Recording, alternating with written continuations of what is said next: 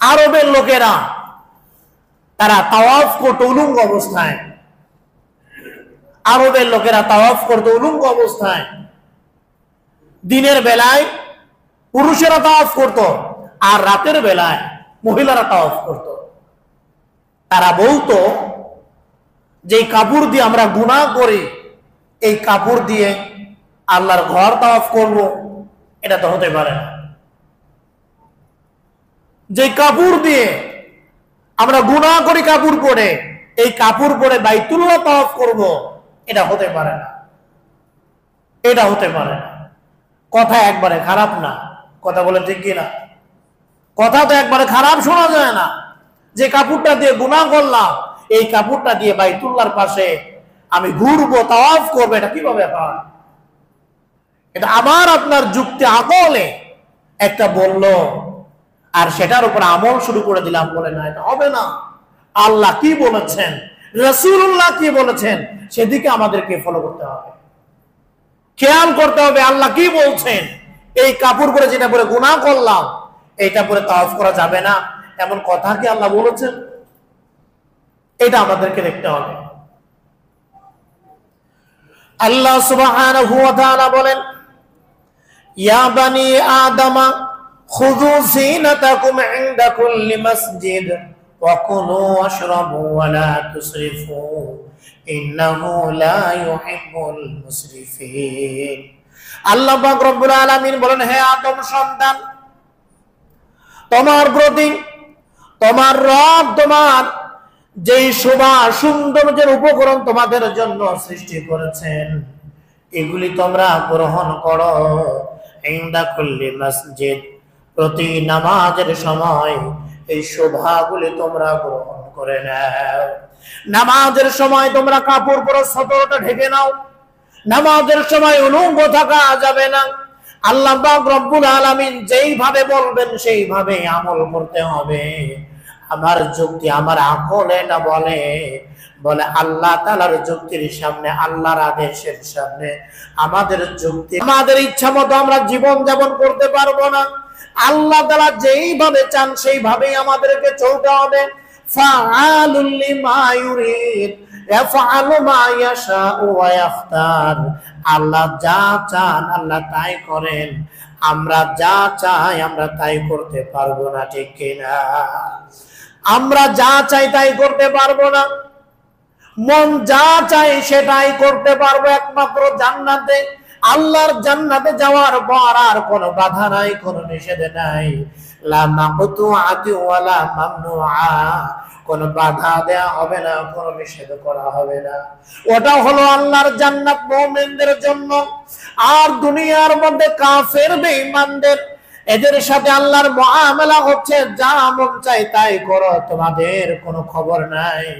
আল্লাহ তাআলা তোমাদেরকে পাকড়াও করবেন না দুনিয়ায়। মদ পান করতে মন চাই মদ পান করবা, জুয়া খেলতে মন চাই জুয়া খেলবা, নামাজ না পড়ে মসজিদের পাশ দিয়ে চলে যাইবা, কোনো বাধা নাই। আমি আল্লাহ পাক রব্বুল আলামিন তোমাদেরকে পাকড়াও করব না। বান্দা কেন আমাকে মানো না, আমার ঘর মসজিদে কেন তুমি ঢুকলা না? এই জন্য আমি আল্লাহ তোমাদেরকে পাকড়াও করব না, তোমরা কাফের বেঈমান।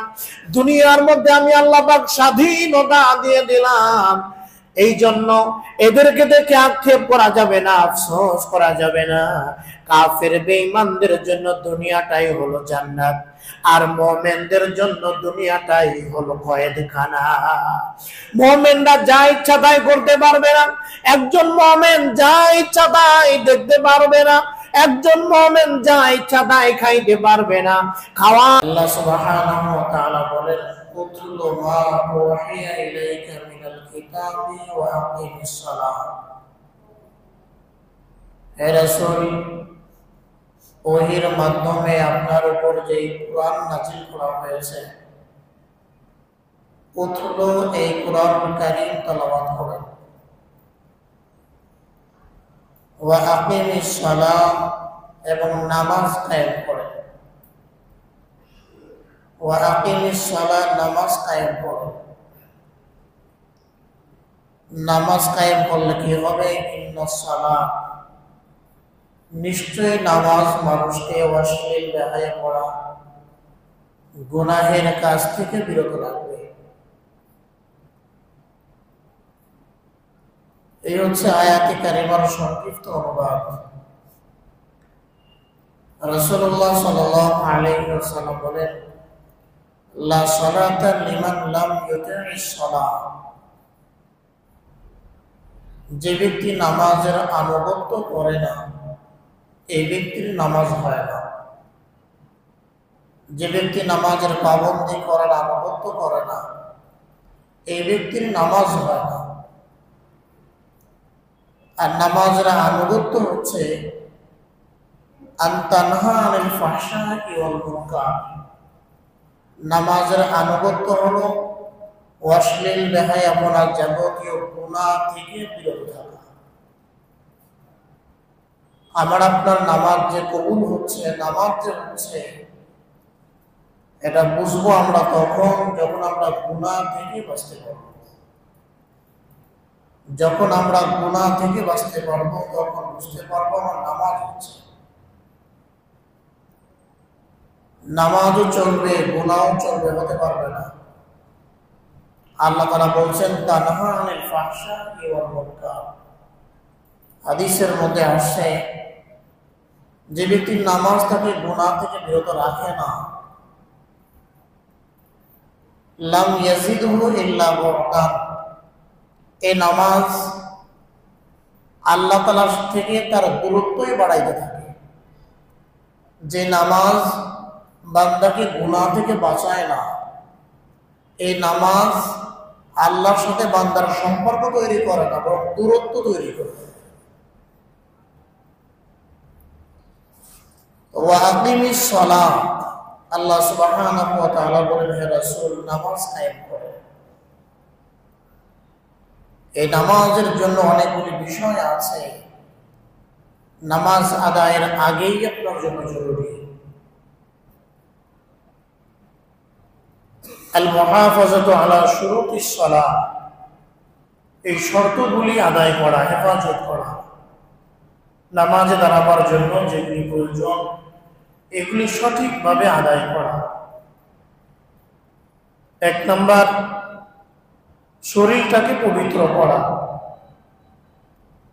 শরীরটাকে পবিত্র করা, শরীরে কোথাও নাপাক থাকলে এটাকে পরিষ্কার পরিচ্ছন্ন করা। ওযু না থাকলে ওযু করে নেয়। আল্লাহ সুবহানাহু ওয়া তাআলা বলেন, ইয়া আইয়ুহাল্লাযীনা আমানু ইযা কুমতুম ইলাস সালাহ। হে ঈমানদারগণ, যখন তোমরা নামাজের ইচ্ছা করবে, ফাগসিলু উজুহাকুম, চেহারা ধৌত করবে, ওয়া আইদিয়াকুম ইলাল মারাফিক, কোনই পর্যন্ত হাত ধৌত করবে। আদেশ এগুলি। আমসাহু বিরুসিকুম, মাথা মাসে করবে এবং পা ধৌত করবে। এগুলি হচ্ছে ওযুর ফরজ। কোনটা যদি চুল পরিমাণ যদি শুকনো থাকে তাহলে আপনার ওযু হলো না। এই জন্য 1 নাম্বার হলো যদি ওযু না থাকে তাহলে এই ওযু করে নেয়া। হাদিসের মধ্যে আসছে রাসূলুল্লাহ সাল্লাল্লাহু আলাইহি ওয়াসাল্লাম বলেছেন, লা ইয়াকবালুল্লাহু সালাতা আহাদিকুম ইযা আহদাসা হাত্তা ইয়াতাওয়াদ্দা। তোমাদের কারোর যখন হদস হয়, ওযু নষ্ট হয়ে যায়, যতক্ষণ সে ওযু না করবে তার নামাজ আল্লাহ পাক কবুল করবেন না। অত্যন্ত জরুরি বিষয়। অনেকেই আমরা বলি, মন্তব্য করি, মসজিদে গেলাম, হুজুর এই ছোটকালে পড়ছিলাম হুজুর ফরজ, গোসলের ফরজ, এইগুলি নিয়ে আলোচনা করলে এই একটা আলোচনা। এটা অত্যন্ত জরুরি বিষয়। বেখিয়ালির কারণে যদি কোনোটা সুন্নাহ থেকে যায়, তাহারাত হাসিল না হয়, আপনার নামাজই তো হলো না। অন্যান্য বিষয় তো পড়ে, নামাজই আপনার হলো না। এই জন্য এই তাহারাত অর্জন করা, পবিত্রতা হাসিল করা, নিজে পবিত্রতার ব্যাপারে যত্নবান থাকা, সন্তানদেরকে ছোট্টকাল থেকে এই তাহারাত পবিত্রতার মাসআলা মাসাইল সম্পর্কে তাদেরকে অবগত করা। এরপরে গোসল করে নেয়া। যদি এমন হয় গোসল ফরজ হয়ে গেছে, তাহলে গোসলটা করে নেয়া। ফরজ গোসল, এই গোসলটাই ফরজ। দৈনন্দিন আমরা যে গোসল করি এগুলি তো আর ফরজ না, এটা সুন্নাত বা মুস্তাহাব করতে পারবে। কিন্তু ফরজ গোসল যেটা, এই ক্ষেত্রে আপনাকে সঠিকভাবে সুন্দরভাবে আপনাকে গোসল করতে হবে। হযরত আসমা রাদিয়াল্লাহু তাআলা আনহা থেকে বর্ণিত, আল্লাহ সুবহানাহু ওয়া তাআলা বলছেন, ওয়া ইন কুনতুম জুনুবান ফাত্তাহারু, তোমরা যখন জুনুবি হও, গোসল ফরজ হয়ে যায়, ফাত্তাহারু, পবিত্রতা অর্জন করো, সুন্দরভাবে গোসল করে নাও। এরপরে কাপড়ের মধ্যে যদি নাপাক লেগে থাকে, এই নাপাকি দূর করা আপনার নামাজ কায়েমের জন্য, নামাজ আদায়ের জন্য এটা জরুরি। কাপড়ে যদি নাপাক লেগে থাকে এটাকে দূর করা। আল্লাহ সুবহানাহু ওয়া তাআলার বড় দয়া যে আল্লাহ আমাদেরকে এই ধৌত করার আদেশ দিয়েছেন। আমাদের পূর্ববর্তী জাতি হযরত মুসা আলাইহিস সালাতু ওয়াস সালাম যে ধর্মের নিয়ে এসেছিলেন, আল্লাহ পাক তাকে পাঠিয়েছিলেন, এই ধর্মের মধ্যে ছিল ইফরাত, বাড়াবাড়ি ছিল। এই ধর্মের মধ্যে ছিল বাড়াবাড়ি। কাপড়ে নাপাক লাগলে ধৌত করলে চলবে না, কাটতে হবে। মুসা আলাইহিস সালামের ধর্মে কানুন ছিল কাপড়ে নাপাক লাগলে এটা ধৌত করলে চলবে না, কাটতে হবে। এটা কি এক পেরেশানির কথা। ঈসা আলাইহিস সালামের ধর্মে ছিল কাপড়ে নাপাক লাগলে অসুবিধা নাই, এমনি নামাজ পড়ো। সব মুসল্লি যদি এই অবস্থায় মসজিদে আসে, মসজিদ তো গান্দা হয়ে যায়। তো কারোর ধর্মে ছিল বাড়াবাড়ি, কারোরটাই ছিল ছাড়াছাড়ি। একমাত্র মুহাম্মদুর রাসূলুল্লাহ সাল্লাল্লাহু আলাইহি ওয়াসাল্লামকে যে শরীয়ত দিয়ে আল্লাহ পাক পাঠিয়েছেন, এটা বাড়াবাড়িও নাই, এটা ছাড়াছাড়িও নাই। বাড়াবাড়িও নাই, ছাড়াছাড়িও নাই। মুসা আলাইহিস সালামের ধর্মে যাকাতের মাসআলা ছিল 4 ভাগের 1 ভাগ যাকাত দেওয়া লাগতো। সম্পদের 4 ভাগের 1 ভাগ। আর শরীয়তে মুহাম্মদ সাল্লাল্লাহু আলাইহি ওয়াসাল্লাম আল্লাহ নবীকে যে শরীয়ত দিয়ে পাঠাইছেন, কয় ভাগ? 40 ভাগের 1 ভাগ। কতটা দয়া আল্লাহ পাক করছেন। 40 ভাগের 1 ভাগ মুসা নবীর শরীয়তে ছিল 4 ভাগের 1 ভাগ। কত কঠিন ছিল। মহিলারা অসুস্থ হলে তাদেরকে ঘর থেকে বের করে দেওয়া হতো। তাদের সাথে পুরুষ থাকতে পারবে না, এরা আলাদা থাকবে, এরকম আচরণ করা হতো মহিলাদের সাথে। কিন্তু শরীয়তে মুহাম্মদ সাল্লাল্লাহু আলাইহি সাল্লাম, আল্লাহ রাসূলকে যে শরীয়ত দিয়ে পাঠানো হয়েছে, বাড়াবাড়িও নাই, ছাড়াছাড়িও নাই। কত সুন্দর দিন দিয়ে আল্লাহ পাক পাঠিয়েছেন। আল্লাহ তাআলা বলেন, ওয়া সিয়াবাকা ফাতাহির, কাপড়ে নাপাক লাগছে এটাকে ধৌত করে ফেলো। ফাতাহির, এটাকে পবিত্র করে ফেলো। ওয়া সিয়াবাকা ফাতাহির।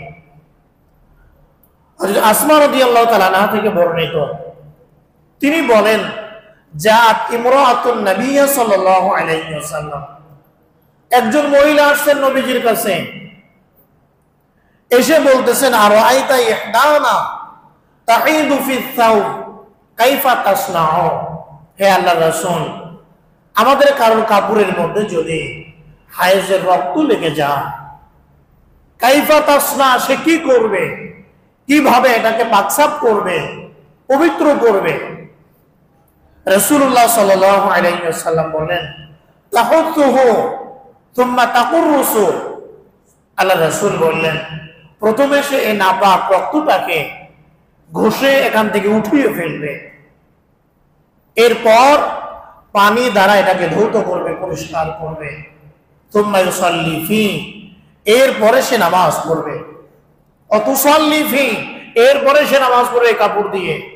কাটা লাগবে না, এই নাপাক নিয়েই নামাজ পড়া লাগবে না। আল্লাহ পাক রব্বুল আলামিন কত দয়া। এই জন্য কাপড়ের মধ্যে নাপাক থাকলে এটাকে পরিষ্কার করা, পরিষ্কার পরিচ্ছন্ন কাপড় পরে আল্লাহর সামনে দণ্ডায়মান হওয়া, পরিষ্কার পরিচ্ছন্ন কাপড় পরে আল্লাহর সামনে দণ্ডায়মান হওয়া। অনেক আল্লাহর বান্দা আছেন মসজিদে আসার সময় পরিষ্কার একটা টুপি খুঁজে পান না, মসজিদে আসার সময় পরিষ্কার একটা পাঞ্জাবি থাকে না।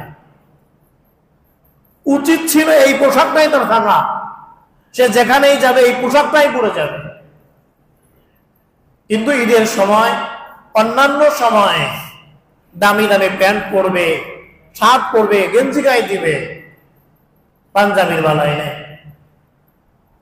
8-10 বছর আগে একটা কিনছিলেন, ওইটাই চলতেছে একদিনই তো। কারণ তার নামাজ পড়তে পাঞ্জাবির প্রয়োজন হয় না, এই প্যান্ট পরেই সে নামাজ পড়ে। প্যান্ট পরে নামাজ পড়লে নামাজ হবে না বিষয়টি এমন নয়, কিন্তু প্যান্ট পরে নামাজ পড়লে আপনার পিছনে যে থাকে তার নামাজের 12টা বেজে যায়। প্যান্ট পরে, জিন্সের প্যান্ট পরে, যে কোনো প্যান্ট পরে নামাজ পড়লে এটা স্বাভাবিক জীবন যাপন করা যায় না। আপনি গাড়িতে উঠলে স্বাভাবিকভাবে এই পকেট থেকে ভাড়াটা বের করতে পারেন না, আপনি পাটা ছড়াই দিতে হয়, মানে অসুস্থ মানুষ। এরপর এখান থেকে কত কষ্ট করে মানি ব্যাগটা এখান থেকে বের করতে হয়। এই যে কাপড়টা, এইটা পরে যখন নামাজে আসে, না পারে সুন্দর করে রুকুতে যাইতে, না পারে সেজদায় যাইতে, এমন টাইট হয়ে আছে এটা। আর ওটা এমন কাপড়, ওর কথা আপনাকে শুনতে হবে, আপনার কথা ওই কাপড় শুনবে না, এমন শক্ত ওটা। এর মধ্যে শান্তি। এটা পরে যখন সেজদায় যায়, পিছন থেকে অর্ধেকটা বের হয়ে যায়। পিছনে যিনি নামাজে আছেন তার অবস্থা কি? সেই দৃশ্যই দেখবে না, নামাজ পড়বে। গেঞ্জি গায়ে দিয়ে নামাজ পড়লে নামাজ হয়, কিন্তু আপনি সেজদায় গেলে আপনার গেঞ্জিটা উঠে গেল, আপনার পিঠ বের হয়ে গেল, পিছনে তার একজন নামাজ পড়তেছে। এমনি ভাবে নামাজে দাঁড়াইলে সব প্যান্ট পরে আপনার সকল পুরাটাই বোঝা যায়, কোথায় কি আছে এগুলি সব বোঝা যায়। তাহলে আপনার এই প্যান্ট কোন কারণে, এই প্যান্ট পরলেন কি কারণে, কি ঢাকার জন্য, আপনি কি ঢাকার জন্য এটা কিনলেন? এই জন্য মহতারাম হাজিরে, আমি কষ্ট দেওয়ার জন্য বলছি না। এই প্যান্ট পরে নামাজ পড়লে নামাজ হবে, কিন্তু এটা পরিপূর্ণ নামাজ হবে না। নামাজের যে পরিপূর্ণ সওয়াব এটা আপনি পাবেন না, এটা আপনি পাবেন না। আর একজনের নামাজের ক্ষতি করলেন আপনি। এমনি ভাবে আপনার জীবন যাত্রাও অনেক কষ্টকর। আপনি হয়তো বিভিন্ন কারণে, বিভিন্ন লোকের দেখা দেখে কে কিভাবে করছে, এইটাই আপনি অনুকরণ করেন। অনুসরণ করার কারণে নিজের কষ্টটা আপনি এগুলি অন্যকে বুঝতে দেন না। এটা একেবারেই উচিত নয়। এই কাপড়গুলি পরিত্যাগ করা চায়, এগুলি আপনার পোশাক না। একজন নামাজি বান্দা, তার পোশাক এই জিন্সের প্যান্ট হতে পারে না। যে নামাজে দাঁড়াবে তার পোশাক এগুলি হতে পারে না। একটা শার্ট, একটা গেঞ্জি, এটা জিন্সের প্যান্ট, এগুলি হইতে পারে না। আমি মহব্বতের কারণে আপনাদেরকে বলছি, এটা আপনার পোশাক না, এটা আপনার পোশাক। যারা দাঁড়িয়ে পেশাব করে, এটা তাদের পোশাক, এগুলি, এটা তো আপনার না। এই জন্য নামাজের পোশাকটা সুন্দর পোশাক হওয়া চায়, নামাজের পোশাকটা সুন্দর পোশাক হওয়া চায়, যেই পোশাক পরলে আপনার সতর পুরাটাই ঢাকা থাকবে, অর্থাৎ বাইরে থেকে কিছুই বোঝা যাবে না, বাইরে থেকে কিছুই বোঝা যাবে না। এই পোশাক হওয়া চায়, এই পোশাক হওয়া চায়। এখন আপনি যেটাই পরেন, এটা আপনার ইখতিয়ার। মা বোনেরা বুরকা পরে, অনেক মা বোনেরা বুরকা পরে না, সুন্দর করে শাড়ি পরবে, থ্রি পিস পরবে, তারা বলে আমরা কি উলঙ্গ হয়ে বেড়াই? আমরা কি এমন কাপড় পরলাম যে আমাদেরকে বদনাম করা হবে, সমালোচনা করা হবে? আপনার এই কাপড় পরাতে অসুবিধা নাই, ওই কাপড়টা আপনাকে পরতে হবে যেটা পরলে আপনার সতর বোঝা যায় না। আপনার সতর বোঝা যায় না। কাপড় পরার যে মাকসাদ, যে উদ্দেশ্য, সেটা যেন আপনার শতভাগ কার্যকর হয়, শতভাগ কার্যকর হয়, সেটা আপনি যাই পড়েন। এইটা বাস্তবায়নের জন্যই এই যে বোরকা, ঢিলা ঢালা যে বোরকাগুলি আছে, এর বিকল্প হয় না, এর বিকল্প হয় না।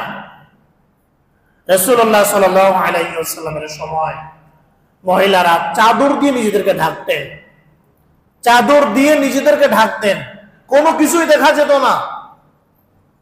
আল্লাহ তাআলা বলছেন যে তাহলে হাত পা বের করতে পারবো না প্রয়োজনে? বলে পারবা, বিশেষ প্রয়োজনে হাত পা চেহারা এগুলি বের করতে পারবে। তখনই আল্লাহ তাআলা বলছেন পুরুষদেরকে অকুল্লিল মুমিনিনা ইয়াগদুদনা মিন আবসারিহিন্না, যখন নারীরা প্রয়োজনে হাত পা মুখ চেহারা এগুলি যখন খুলবে, তুমি তোমার দৃষ্টি নত রাখবে। যখন প্রয়োজন, নারীর প্রয়োজন যখন পুরুষ, তখন তুমি তোমার দৃষ্টি নত রাখবে, দৃষ্টি হেফাজত করবে। এই সুযোগে তার দিকে তাকাবে না, তার দিকে তাকাবে না। আল্লাহ তাআলা বলছেন, নারীকেও বলছেন দৃষ্টিকে অবনত রাখবে, লম্বা করে তাকাবে না, পুরুষকে দেখবে না। ওয়াসিয়াবাকা ফাতাহির, এই কাপড়কে পবিত্র করা, এমন কাপড় পরে নামাজ পড়া যেটা পড়লে আপনার সুন্নাত তরিকায় আপনি নামাজ পড়তে পারেন, নামাজের মধ্যে কোনো কষ্ট নাই। আল্লাহ তাআলা আমাদেরকে বোঝার তৌফিক দান করেন, বলেন আমিন। আরো জোরে বলেন আমিন। এরপরে জায়গাটা পবিত্র হওয়া, নামাজ সহিশুদ্ধ হওয়ার জন্য জায়গাটাও পবিত্র হওয়া। হাদিসের মধ্যে আসছে, জাবির ইবনে আব্দুল্লাহ রাদিয়াল্লাহু তাআলা আনহু তিনি বলেন, আল্লাহ রাসূল সাল্লাল্লাহু আলাইহি ওয়াসাল্লাম বলেছেন, আমাকে 5টি নিয়ামত দান করা হয়েছে, যে নিয়ামতগুলি আমার পূর্ববর্তী কোন নবী রাসূলকে আল্লাহ পাক দান করেন নাই। বলেন সুবহানাল্লাহ। 5টি নিয়ামত আমাকে স্পেশালি দেওয়া হয়েছে। এর মধ্যে একটি হচ্ছে নুসিরতু বির-রু'বি মাসিরাতু শাহরিন। আল্লাহ রাসূল বলেন, আমাকে 1 মাসের দূরত্ব পর্যন্ত বির-রু'বি প্রভাব দ্বারা আমাকে সাহায্য করা হয়েছে। কিভাবে? আল্লাহ রাসূল সাল্লাল্লাহু আলাইহি ওয়াসাল্লাম যেখানে থাকতেন, অবস্থান করতেন, এখান থেকে 1 মাসের দূরত্ব, 1 মাসের দূরত্বে কোন কাফের বেঈমান থাকলে তার কলিজার মধ্যে কম্পন সৃষ্টি হয়ে যেত। আল্লাহ রাসূল যেখানে থাকতেন, এখান থেকে একজন কাফের বেঈমান 1 মাসের দূরত্বে আছে, তার কলিজায় কম্পন সৃষ্টি হয়ে যেত, ওই পথে মুহাম্মদ আছে। এইটা আল্লাহ পাক রব্বুল আলামিন কোন নবী রাসূলকে দান করেন নাই, মুহাম্মদুর রাসূলুল্লাহ সাল্লাল্লাহু আলাইহি ওয়াসাল্লামকে দান করেছেন। এবার রাসূলুল্লাহ বলেন, ওয়াজুইলাত লি আল আরদু মাসজিদান,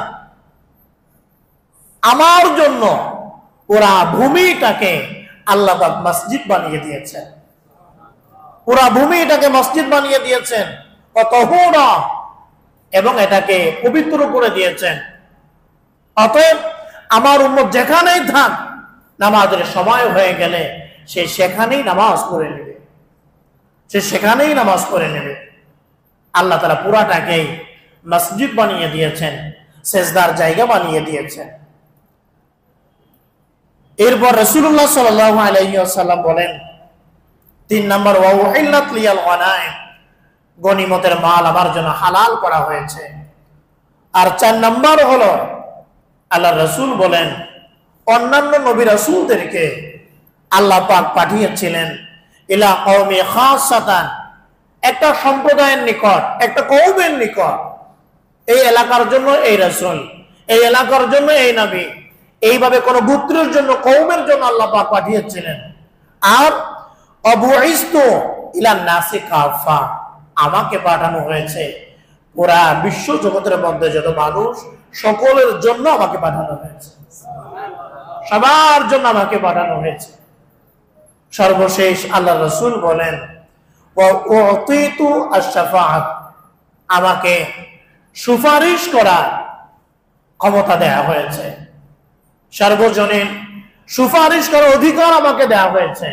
আমি রাসূল সুপারিশ করব উম্মতের জন্য, উম্মতের জন্য আমি সুপারিশ করব, আমি সুপারিশ করব। আল্লাহ রাসূলের কাছে সুপারিশের ঝান্ডা থাকবে, উম্মতের জন্য রাসূলুল্লাহ সুপারিশ করবেন, উম্মতের জন্য সুপারিশ করবেন। এই জন্য আল্লাহ রাসূলকে যে 5টি নিয়ামত দেওয়া হয়েছে, এর মধ্যে একটি হচ্ছে পুরা জায়গাটাকে আল্লাহ পাক মসজিদ বানিয়ে দিয়েছেন, যেখানে নামাজের সময় হবে সেখানে নামাজ পড়ে। গুরুত্ব বুঝিয়েছেন যে নামাজকে তাখির করা, বিলম্ব করা, এখন তো ঘর নামাজকে কাজা করা, এখন নামাজ পড়বো না, এখন তার মসজিদে নাই, মসজিদের বাইরে, বলে না দোকানে আসো, নামাজ রক্ত হয়ে গেছে, মসজিদে আসতে পারো না, দোকানে যাই নামাজ বেশি নামাজ পড়ে নাও, বাসায় নামাজ পড়ে নাও। প্রত্যেকটা জায়গা তুমি নামাজের পরিবেশ তৈরি করে রাখো, প্রত্যেকটা জায়গায় নামাজের পরিবেশ তৈরি করে রাখো। এরপরে নামাজ কায়েমের জন্য আরেকটি শর্ত হলো নিজের লজ্জা স্থানকে ঢাকা। একটু আগে আমি বলছি আস-সাতরু, এই সতরকে ঢাকা, সতর আবৃত করা। আল্লাহ সুবহানাহু ওয়া তাআলা বলছেন, ইয়া বানি আদম খুযু যিনাতাকুম ইনদা কুল্লি মসজিদ। আরবের লোকেরা তারা তাওয়াফ করত উলঙ্গ অবস্থায়, আরবের লোকেরা তাওয়াফ করত উলঙ্গ অবস্থায়।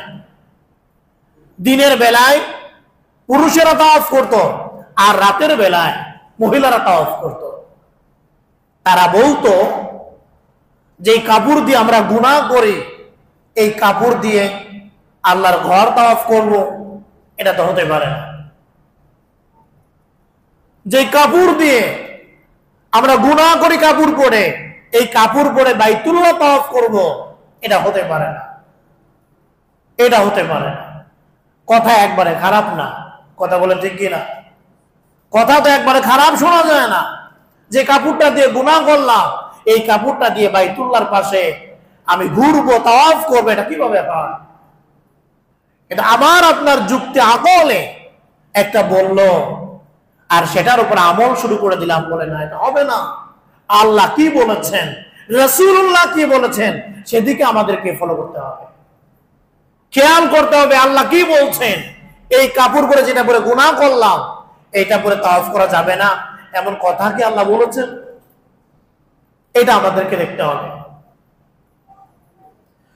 আল্লাহ সুবহানাহু ওয়া তাআলা বলেন, ইয়া বানি আদম খুযু যিনাতাকুম ইনদা কুল্লি মসজিদ ওয়া কুলু ওয়াশরাবু ওয়া লা তুসরিফু ইন্নাহু লা ইউহিব্বুল মুসরিফিন। আল্লাহ পাক রব্বুল আলামিন বলেন, হে আদম সন্তান, তোমার প্রতি তোমার রব তোমার যেই শোভা সৌন্দর্যের উপকরণ তোমাদের জন্য সৃষ্টি করেছেন, এগুলি তোমরা গ্রহণ করো। ইনদা কুল্লি মসজিদ, প্রতি নামাজের সময় এই শোভাগুলি তোমরা গ্রহণ করে নাও। নামাজের সময় তোমরা কাপড় পরে সতরটা ঢেকে নাও, নামাজের সময় উলঙ্গ থাকা যাবে না। আল্লাহ পাক রব্বুল আলামিন যেইভাবে বলবেন সেইভাবে আমল করতে হবে। আমার যুক্তি, আমার আকল এটা বলে আল্লাহ তাআলার যুক্তির সামনে, আল্লাহর আদেশের সামনে আমাদের যুক্তি খাটানোর কোনো প্রয়োজন নাই, ঠিক কিনা? আমাদের ইচ্ছা মতো আমরা জীবন যাপন করতে পারবো না। আল্লাহ তাআলা যেইভাবে চান সেইভাবেই আমাদেরকে চলতে হবে। ফাআলুল লিমা ইউরিদ ইয়াফআলু মা ইয়াশাউ ওয়া ইখতার। আল্লাহ যা চান আল্লাহ তাই করেন, আমরা যা চাই আমরা তাই করতে পারবো না, ঠিক কিনা? আমরা যা চাই তাই করতে পারবো না। মন যা চাই সেটাই করতে পারবো একমাত্র জান্নাতে। আল্লাহর জান্নাতে যাওয়ার পর আর কোনো বাধা নাই, কোনো নিষেধ নাই। লা মাকতুআতি ওয়ালা মামনুআ, কোনো বাধা দেয়া হবে না, কোনো নিষেধ করা হবে না। ওটা হলো আল্লাহর জান্নাত মুমিনদের জন্য। আর দুনিয়ার মধ্যে কাফের বেঈমানদের, এদের সাথে আল্লাহর মুআমালা হচ্ছে যা মন চাই তাই করো, তোমাদের কোনো খবর নাই। আল্লাহ তাআলা তোমাদেরকে পাকড়াও করবেন না দুনিয়ায়। মদ পান করতে মন চাই মদ পান করবা, জুয়া খেলতে মন চাই জুয়া খেলবা, নামাজ না পড়ে মসজিদের পাশ দিয়ে চলে যাইবা, কোনো বাধা নাই। আমি আল্লাহ পাক রব্বুল আলামিন তোমাদেরকে পাকড়াও করব না। বান্দা কেন আমাকে মানো না? আমার ঘর মসজিদে কেন তুমি ঢুকলা না? এই জন্য আমি আল্লাহ তোমাদেরকে পাকড়াও করব না। তোমরা কাফের বেঈমান। দুনিয়ার মধ্যে আমি আল্লাহ পাক স্বাধীনতা দিয়ে দিলাম, এই জন্য এদেরকে দেখে আক্ষেপ করা যাবে না, আফসোস করা যাবে না। কাফের বেঈমানদের জন্য দুনিয়াটাই হলো জান্নাত, আর মুমিনদের জন্য দুনিয়াটাই হলো কয়েদখানা। মুমিনরা যা ইচ্ছা তাই করতে পারবে না, একজন মুমিন যা ইচ্ছা তাই দেখতে পারবে না, একজন মুমিন যা ইচ্ছা তাই খাইতে পারবে না। খাওয়ার আগে 1000 বার চিন্তা করতে হবে এটা আমার রব হালাল করেছেন কিনা। দেখার আগে মুমিন চিন্তা করবে এটা দেখা আমার জন্য বৈধ কিনা। একটা মুমিন খাওয়ার আগে চলার আগে চিন্তা করবে এই পথে চললে আমার রব খুশি হবেন কিনা। মুমিন বান্দা 1000 বার চিন্তা করে দুনিয়ার মধ্যে চলতে থাকবে। এটা মুমিনদের জন্য কয়েদখানা, যেখানে কোনো স্বাধীনতা নাই। কিন্তু কাফেরদের জন্য কোনো বাধা নাই। কাফেরদের মন যা চাইবে তাই করবে। কিন্তু এই দুনিয়ার হায়াত যখন শেষ হয়ে যাবে, কাফের যাবে জাহান্নামে, তখন আর কাফের স্বাধীনতা নাই। কাফের ওই সময় কয়েদখানায় বন্দী হয়ে যাবে, কাফের জাহান্নামের আগুনের মধ্যে নিমজ্জিত থাকবে। আল্লাহ পাক রব্বুল আলামিন যা করবেন কাফেরদেরকে মানতে হবে। আগুন জ্বালায় দিবেন শরীরের মধ্যে, এই আগুন জ্বলতে থাকবে, চামড়া গুলি ঝলসে যাবে, পুড়ে যাবে। কাফেরদের কোনো অধিকার নাই, দৌড়াবে পালাবে কোনো সুযোগ নাই। এই জন্য কাফেররা বলবে ইয়াকুলুল ইয়াউমাইদিন আইনাল মাফার। ওই দিন কাফের বলবে আজকে পালাবো কোথায়? আজকে তো আমার পা আমার কথা শোনে না, আজকে আমার হাত আমার কথা শোনে না, আজকে তো আমার জবান আমার কথা শোনে না, আজকে আমি কোথায় যাব? আমার কোনো স্বাধীনতা নাই। এই হাত তো আমার কথা শোনে না, এই জবান আমার বিরুদ্ধে সাক্ষী দেয়, এই হাত আমার বিরুদ্ধে সাক্ষী দেয়, পা আমার বিরুদ্ধে সাক্ষী দেয়। এর বিপরীতে যখন এই নেককার বান্দারা দুনিয়ার হায়াত শেষ করে আল্লাহর জান্নাতে চলে যাবে, আল্লাহ পাক রব্বুল আলামিন বলবে আমার প্রিয় বান্দারা, দুনিয়ার মধ্যে তোমাদের কোনো স্বাধীনতা ছিল না, স্বাধীনতা ভোগ করো নাই, আমি আল্লাহ যা বলছি তাই করছো। আজকে জান্নাতে আসার পর তোমাদের কোনো বাধা নাই, কোনো নিষেধ নাই। লা মাকতুআতি ওয়ালা মামনুআ। আজকে তোমরা স্বাধীন, তোমাদের কোনো বাধা নাই। যা খাইতে মন চাই খাও, যা দেখতে মন চাই দেখো। আজকে তোমাদের কোনো বাধা দেয়া হবে না। সুবহানাল্লাহ। আজকে তোমাদের কোনো বাধা দেয়া হবে না। কলিজার টুকরা যুবক ভাই, দুনিয়ার হায়াত কয়েকটা দিনের মাত্র। কত যুবক তোমার সাথী ছিল কবরে চলে গেল, এরা তো কবরে চলে গেছে। কোন দিন জানি আমরাও দুনিয়া থেকে বিদায় হয়ে যাই। দুনিয়ার হায়াতের কোনো গ্যারান্টি নাই, কোনো নিশ্চয়তা নাই, পরকালের জিন্দেগির কোনো কুল কিনারা নাই। এই জন্য এই সামান্য অস্থায়ী দুনিয়ার জন্য স্থায়ী পরকালকে হারানো এটা বুদ্ধিমানের কাজ হতে পারে না। কথা বলেন ঠিক কিনা? এই সামান্য অস্থায়ী জিন্দেগি যার কোনো গ্যারান্টি নাই, আমি এখানে বসে কথা বলতেছি, এখান থেকে নামতে পারবো, এর নিশ্চয়তা আছে? এর কোনো নিশ্চয়তা নাই, এর কোনো নিশ্চয়তা নাই। তাহলে বাহাদুরি কেন? তাহলে বাহাদুরি কেন? নাফরমানি কেন? গুনাহ নিয়ে ঘোড়া কেন? নাফরমানি কেন? আমরা নাফরমানি কেমনে করি? যেহেতু একটু নিশ্চয়তা নাই, যারা বসে আছেন একসঙ্গেই চলছেন, অনেকে কবরে চলে গেছে, ওখান থেকে আসবে কবে? আর কোনোদিন আসবে না, ওখান থেকে আর কোনোদিন আসবে না। আমাদেরকেও যাইতে হবে অন্ধকার কবরে, আমাদেরকেও যাইতে হবে। বাড়িতে থাকা অবস্থায় কবরস্থানে গেছি আমি, এমনি গ্রাম ও গঞ্জে প্রচন্ড গরম পড়তেছে, বাতাস নাই, কিচ্ছু নাই, এটা আল্লাহ তাআলার গজব। তো এর মধ্যেই কবরস্থানে গেলাম কবর জিয়ারত করার জন্য। আমার অনেক মহব্বতের মানুষ, তাদেরকে সাথে নিয়ে গেছে। যাওয়ার পরে কবরের দিকে তাকায়া নিজেকেই বললাম, এই দুনিয়ার মধ্যে আলো বাতাস, সবাই আপনজন আছে, সামান্য একটু গরম, এটা সহ্য হইতেছে না। আর এই কবরে যারা আছে, আমাদের মাথার উপরে ফ্যান চলে, কারেন্ট আছে, অনেকের বাসায় এসি চলে, কবরে যারা আছে তাদের কবরে তো বাতাস নাই, তাদের কবরে বাতাস ঢোকার সিস্টেম নাই, আপনজন নাই। কবর, আল্লাহ রাসূল বলছেন, বড় খারাপ জায়গা। আল কবর রাউযাতুম মিন রিয়াজিল জান্নাহ আও হুফরাতুম মিন হুফারিন নার। কবর জাহান্নামের আগুনের গর্ত। আমরা দেখি এই তো কবর, বলে এটা কবর না, এটা জাহান্নামের গর্ত হয়।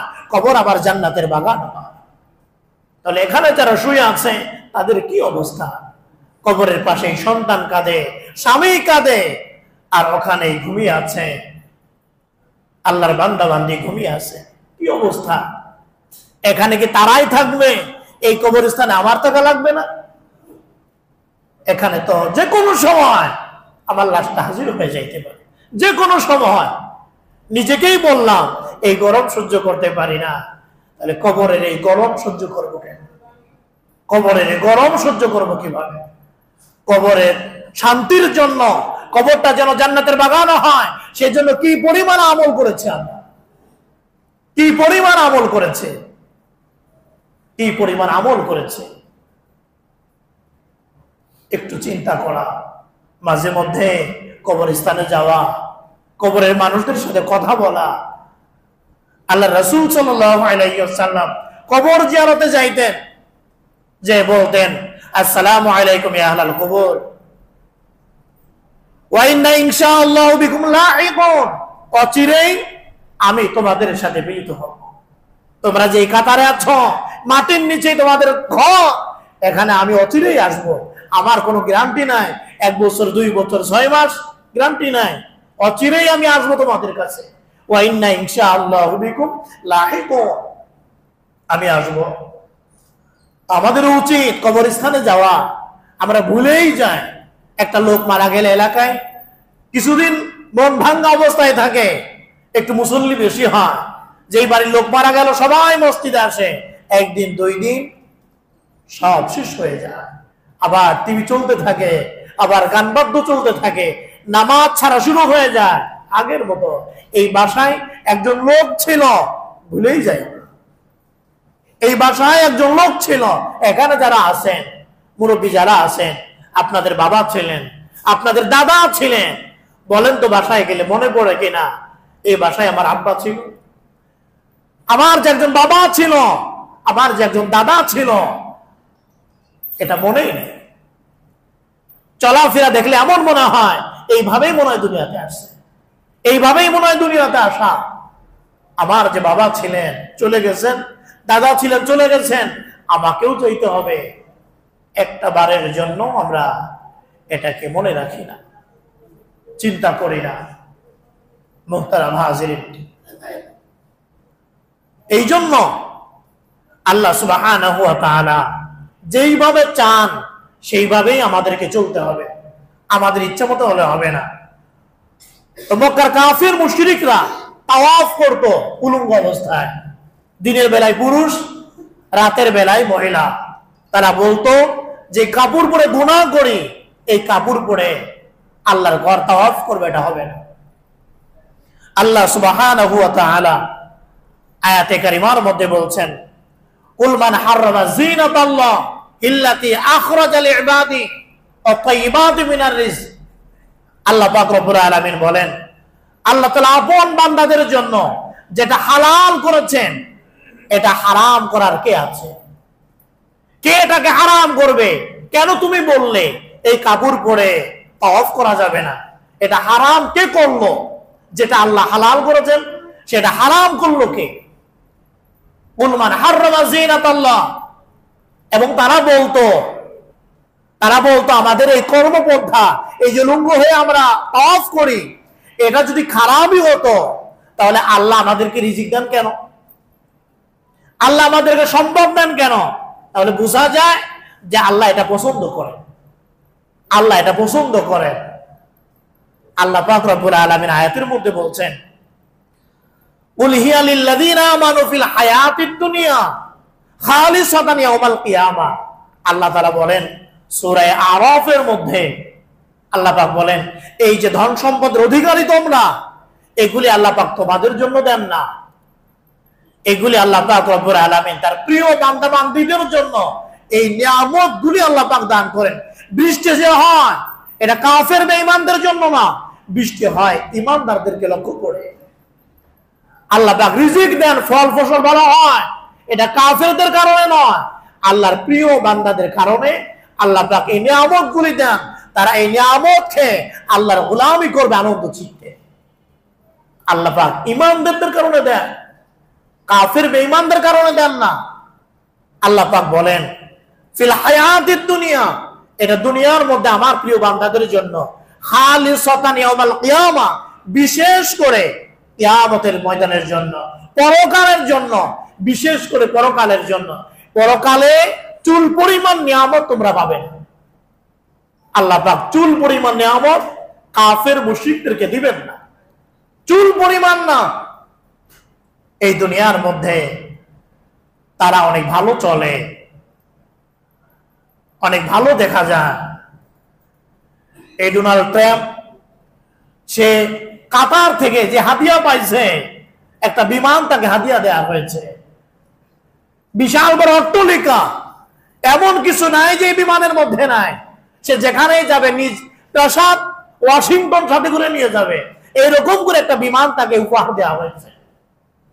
এইটা দেখে আমাদের কাছে খারাপ লাগে, আহারে ওরা কাফির বেঈমান, আল্লাহ কত সুখ শান্তি দিছে, কত সুখ শান্তি দিছে। এটা আক্ষেপ করার কিছু নয়। আল্লাহ তাআলা বলছেন ফালা তাগুররান্নাকুমুল হায়াতুদ দুনিয়া, হে রাসূল আপনি ধোঁকায় পড়ে যাবেন না। এই কাফের মুশরিকদের এই চাকচিক্যে চলো, এটা যেন আপনাকে ধোঁকায় ফেলে না দেয়। রবের কাছে যা আছে সেই তুলনায় এগুলি কিচ্ছু না, সেই তুলনায় এগুলি কিচ্ছু না। এই জন্য আমরা আক্ষেপ করবো না ওদের ওগুলি দেখে। আর কাফের মুশরিকদের জন্য উচিত নয় এটা মনে করা যে হ্যাঁ আল্লাহ পাক আমাদেরকে ভালোবাসে, এই জন্য আল্লাহ আমাদেরকে ভালো রাখছে। বলে শোনো, এই সব নিয়ামত আল্লাহ পাক ঈমানদারদেরকে দান করেন, তাদের কারণেই তাদেরকে টার্গেট করে আল্লাহ পাক এগুলি নাজিল করেন। কিন্তু এই ঈমানদাররা যখন নিজেদের ভুলে গিয়ে আল্লাহ রাসূলকে ভুলে গিয়ে কাফের বেঈমানদের গোলামি করতে আরম্ভ করে, তখনই তাদের এই সম্পদগুলি এটা বেঈমানরা ভোগ করতে শুরু করে। এই যে উপহারটা, এটা কাতার সরকার দিয়েছে, এটা তো মুসলিম রাষ্ট্র। এই মুসলিম রাষ্ট্র থেকে হাদিয়া দেওয়া হয় কাফের বেঈমানদের সবচাইতে বড় লিডার, যে তাকে হাদিয়া দেওয়া হয়, সে আরাম এখন গড়ে, সে মনে করে আল্লাহ পাক মনে আমাদেরকে ভালোবাসে। পুরা মুসলিম যদি এক থাকতো, মুসলমান মুসলমানকে যদি চিনত, আল মুসলিম আখুল মুসলিম, মুসলমান মুসলমান যদি ভাই ভাই হয়ে থাকতো, মুসলমান এই সম্পদ খেয়ে শেষ করতে পারতো না। কিন্তু এই মুসলমান যখন কাফের মুশরিকদের গোলামি করতে আরম্ভ করে, ওই সময় আল্লাহ পাক তাদের উপরে আযাব আর গজব চাপায় দেয়। এই জন্য কাফের মুশরিকদের এগুলি দেখে আক্ষেপ করা যাবে না। আল্লাহ পাক রব্বুল আলামিন আয়াতে কারিমার মতোই বলছেন কুল হিয়া লিল্লাযিনা আমানু ফিল হায়াতিদ দুনিয়া, হে রাসূল আপনি জানায় দেন কাফেরদেরকে এইগুলি তোমাদের জন্য না, যেগুলি ভোগ করতেছো এগুলি আল্লাহ পাক নাজিল করেন ঈমানদারদের কারণে। মনে রাখো দুনিয়ায় সামান্য কিছু পাচ্ছ তোমরা, খালিসাতান ইয়াউমাল কিয়ামা, কিয়ামতের ময়দানে পরকালে কিচ্ছু পাবে, পরকালে কিচ্ছু তোমাদেরকে দেওয়া হবে না। আল্লাহ সুবহানাহু ওয়া তাআলা আমাদের সকলকে কথাগুলি